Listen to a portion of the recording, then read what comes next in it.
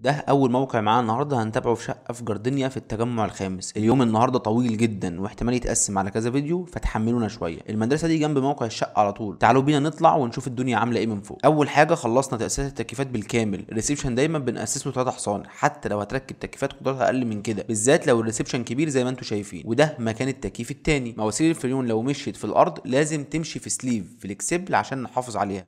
المحاره كمان خلصت بالكامل بعد ما خلصنا التعديلات المعماريه، وبنستخدم دايما شبك فايبر على الفواصل وخراطيم الكهرباء عشان نزود من قوة تماسك المحارة مع بعضها وما يحصلش عيوب من اللي اتكلمنا عليها قبل كده. وده حمام الضيوف خلص سباكة وكهرباء، والقواعد بالكامل معانا دفن ومحرناها عشان هنلزق سيراميك بمادة. المطبخ هنا بالكامل اتمحر وخلص سباكة وكهرباء، وبرضه وزعنا النقط بتاعتنا وبنشيك كمان على المقاسات بتاعتنا ونتأكد منها. دي لوحة الكهرباء واللي تحتيها لوحة التيار الخفيف. ده الحمام التاني، القعدة دفن برضه محاره بالكامل شبك فايبر، وكمان عملنا الخوارنقات في الحيطه الفاصله جنب الشاور، وفوقيها هنركب سيكوريت. الغرف كمان اسسنا فيها مكان للتلفزيون، والتكييفات بتاعتنا كمان اتاسست فيها. وبما انها غرفه اطفال فهناخد سرير يمين والتاني شمال. الباب ده اتوسع كمان وشيكنا على مقاسات التعريض والتأمين في جميع الاتجاهات. كمان بنحط في اعتباراتنا العراميس القديمه اللي موجوده في الواجهه ونمشيها في الجزء الجديد في قلب المحاره.